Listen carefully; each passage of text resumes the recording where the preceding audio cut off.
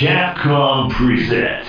What is Marvel's Capcom 2? Damn! To be honest, it's just culture, man. Oh, he's so Pringles. Where your curly mustache at? It's a game with 56 characters. Select your heroes. 3v3 fighting game. Half the rosters from Marvel, half the rosters from Capcom. Tons of great players that brought a lot of hype. Justin Wong! It's a community game that will live forever. Marvel vs. Capcom 2. How did I find Marvel vs. Capcom 2? I was at Alex Valle's house, and I was just chilling with him, and then we went to Southern Hills Golfland, and boom, Marvel vs. Capcom 2 is there. For some reason, Marvel vs. Capcom 2, every time I think about it, it just always reminds me of my childhood, man. Like right now, just me talking about it's unlocking so many memories as we speak. It might be the best fighting game of all time. I really enjoy just figuring out just endless possibilities of different teams. So everyone wanted to just have a taste of that game. Peter Rosas, Combo Fiend, David Lee, Shady K was good, Genghis, a lot of good players. Vi was a part at one time. He was a Marvel 2 player. A lot of people don't know that. Ricky Ortiz. We had Eddie Lee, Arturo Sanchez, Eric Perez, Viscant. I had no idea that Marvel vs. Capcom 2 had the power and energy and influence to just get everybody in a room just to get so many rivalries going. East Coast versus West Coast rivalry.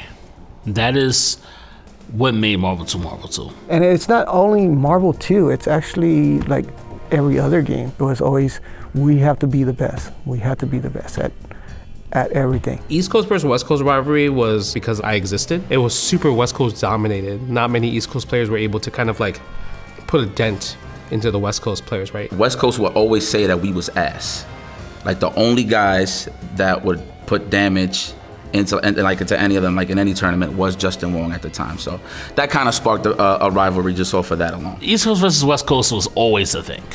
Even back in Street Fighter. Marvel 2, I felt like brought it to another height because of people like Smooth Viper, people like Sue Mighty, people like, people that like to embarrass people.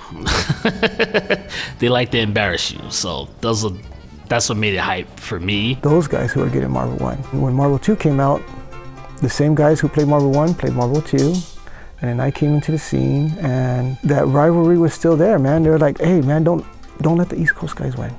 Don't let them win. You're West Coast, we gotta represent. My main team for a little bit was Magneto Cable Cammy. It actually helped me win like East Coast Championship 6 against Ricky Ortiz. Midwest Championships against Alex Valle.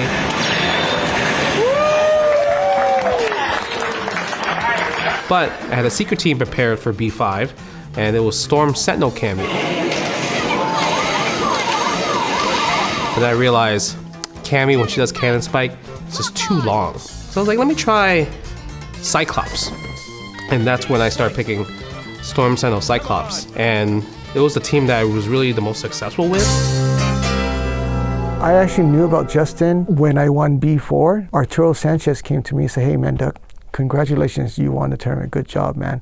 There's a player on the East Coast. He couldn't come, but he's really, really good. So then they're like, all right, B5 is coming up. You have to go to B5 and try to take the title from Duc. All right, this is B5, day 2. What do you find more exciting, the heat or the smell? See, that's a tough one, because while the heat is all stifling, you can't escape the smell.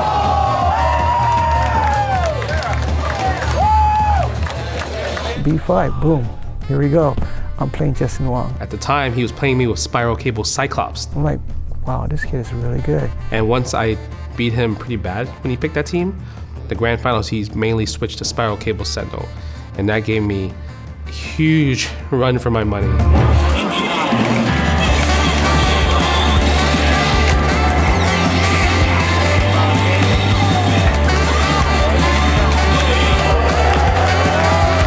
I had a plan to beat him, a strat. It didn't work out. So then I thought to myself, I need to switch to Storm Sent Cammy, because my thought process is like, if I hit Spiral once with Storm, I can kill Spiral right away with the Storm Sent DHC. And that's literally what I did.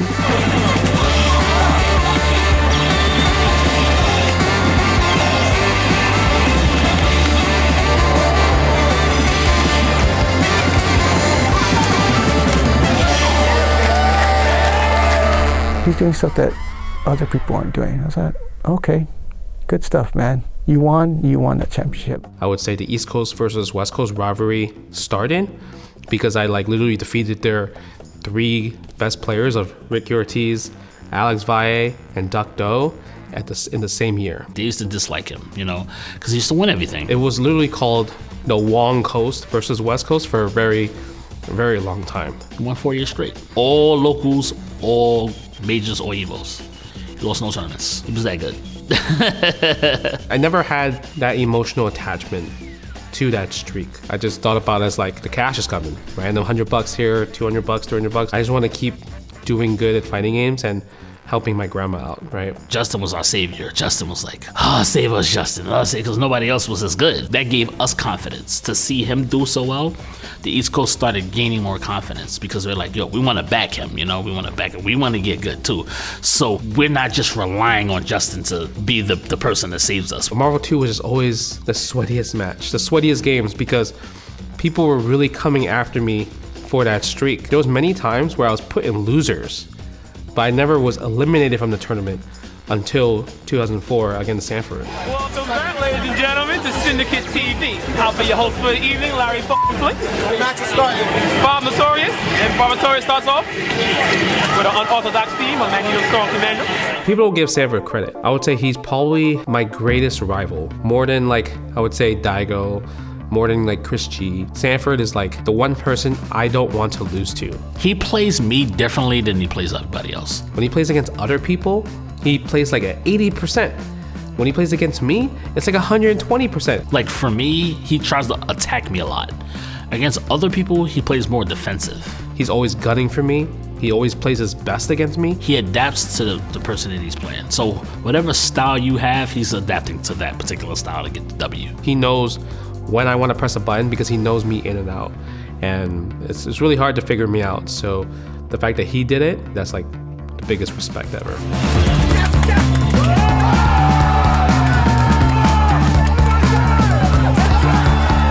Justin first losing to me was huge too, because it showed that there's hope. Anybody can lose. Anybody's beatable. He was the person that they thought couldn't lose, you know. So when he lost, it changed the whole scene. It made the scene say, hey, you know something? We just need to get good. We're gonna start bringing the game to a higher level so more players can be dominant like Justin, or get dominant like Justin, or get dominant like Sanford, or get dominant like Ro. And then they made the scene grow. So things make the scene grow, and that's what I'm here for. We're not giving up. Never over till it's over. Never over till it's over. This is Marvel, baby. Judging by just how good I was playing that year, I was excited to play Justin because he's been whipping my ass like this whole time. And mind you, I'm not like keeping an eye on brackets or anything like that. Like again, I'm just having so much fun and living in the moment. It's only right if you're staying consistent, you're gonna bump into this guy eventually. That was something that needed to happen for me just to prove myself something, you know? Yipes as a player, Rushdown God, he just has so many creative moments where it's just, I can never guess right. Now, you know, I talked a lot of smack about Justin in the past about how much of a lame player he is, and I mean that in a good way. That means defensive for people that don't understand. I don't think he's ever scared of anybody else's mix-ups. Everyone's always scared of his mix-ups. The will to win is crazy for him. Like, he will literally run down that clock 99 seconds in order to get the job done. Like it's something to a real match. We just got a real match. We just got a real match. Let's go! Let's go! Well, the good news is we all been new about the Wong factor, so there's been a couple of comebacks before that one. Not that severe, though. Uh-oh! Uh-oh! Justin Wong! Oh my God!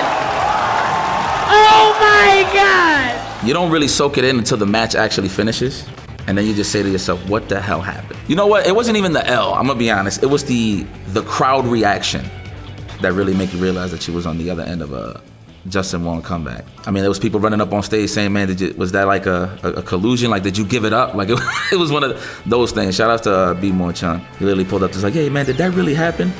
And I was like, yeah. I'm not that surprised, but the fact that he did it on that stage is just impactful. Justin connects. Storm Psylocke. Oh. Ooh,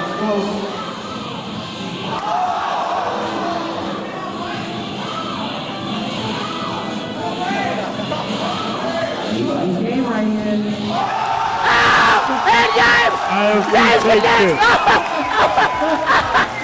Well, again, the reminder was more so when it synced in when I heard the crowd react. Like I heard like Dominion, Eric, those are like the first guys that I hear before the crowd. I never had the expectation again to win any big tournaments. It was just those certain moments in time where you realize that you do have a shot to win the tournament. It felt, man, if I really had to explain it, man, it really felt magical. And seeing Sanford win Evo was a beautiful one back in 09. Oh no, there it is! Champion! Sanford Kelly! He finally wins! The East goes crazy! I stopped playing till 2005. I had stuff in my life and priorities, you know. So in 2005, a couple guys, my friends, they were like, "Duc, man, we gotta go to Evo. Let's go to Evo." And then my mind's like, okay, you know what, I'll go. My goal is to never go 0-2 in any tournament. And that was my only goal. I had to only win one set, and I would have been happy. Lo and behold, my goal of not going 0-2 ended up taking me all the way to the championship, to the top, and I won that thing.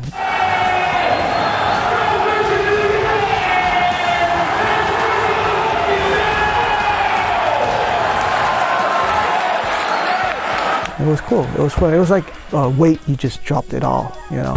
On my shoulder, it just dropped. There's this thing called money matching. Oh, you think you're good? Put some money on it. Hey, you want to play me for money? Oh, yeah, sure, I'll play you for money. Hey, what hotel you in? Oh, I'm at the West End. Okay, I'll meet you in the lobby. We'll play for money. Like, literally, like, you don't even need a venue to play for money. Like, we can just play for money in the street. It was really loud, people get in your face, really smack talking the whole entire time. People just throw their wallets down. Seeing people just get into their face was just insane back in the day. People would bet on both sides, and then, you know, whoever wins, wins, right? Money match. Duc Do versus Sanford, man. So that was my first Evo. They put me something called the death bracket at the time. It had Sanford, it had me, it had Rotron. They had to bump into each other in the tournament, and Duc sent them to the losers. And then I think Rotron took him out in the same pool, so Sanford was out of the tournament. He couldn't even win 2006 if he wanted to. Kels wasn't having none of that. He was salty. You know what I mean? Rightfully so. I didn't feel the type of way when Duc beat me. When I felt that type of way is when all my friends came up to me and was like, you gotta beat him. East Coast, West Coast guys, they were talking to each other, hey Duc, hey man, let's set up a money match. You versus Sanford. The next day on Saturday, the Cannons came to me. They said, hey, people wanna see this match. I guess the Cannons were in on it too. They wanted it to happen. They made it a main stage money match. I said, what? They said, we're gonna make it an event. It's gonna be at 8 o'clock. So we're gonna stop all games for you guys to play on stage. So I can't turn that, I can turn that down. It's not about the hate, it's about the hype. So give it up for the hype.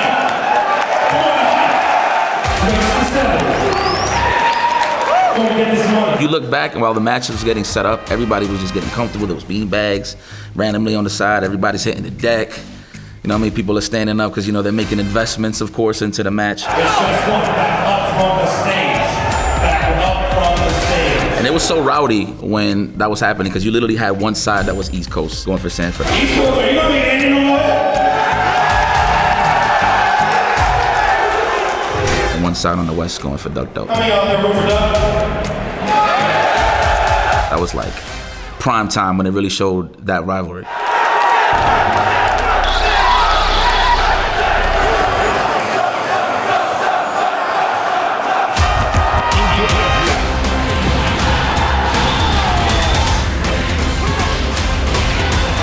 Duc takes game 2.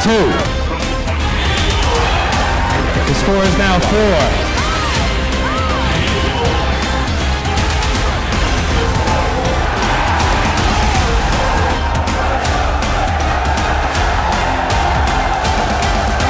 So before I played him, Isaac Ram and Josh Whitford was like, yo, if you lose, don't come back to East Coast. I was like, all right, I'm gonna do my best. And then I beat him 7-4.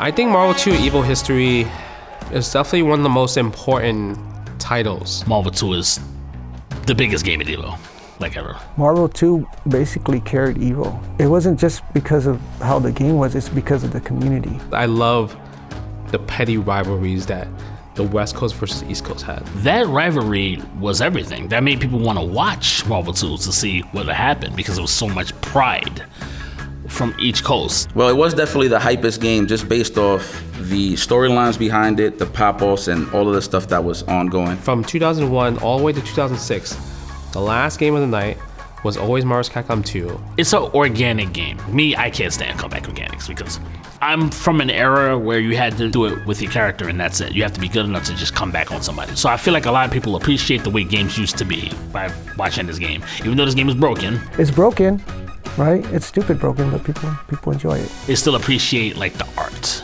like the movements, the combos, the confirms, the players, the player histories and stuff like that. It was definitely an important part of Evo history, just off entertainment alone and skill, of course. Everything about it is just so perfect. What can I say? Marvel is just that game that people enjoy. Thanks for playing Marvel vs. Capcom 2. Don't you want a rematch?